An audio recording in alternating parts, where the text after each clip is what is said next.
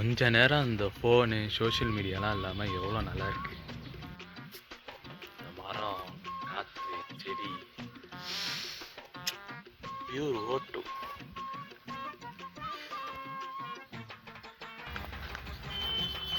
Bro கேட்குறேன்னு தப்பாக நினைக்காதீங்க.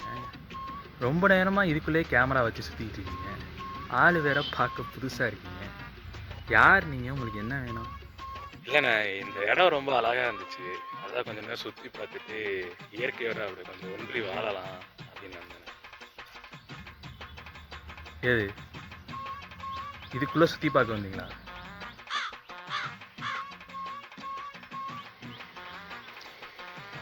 சரி, நல்லா சுற்றி பாருங்க. கீழே மட்டும் கொஞ்சம் பார்த்துடானுங்க.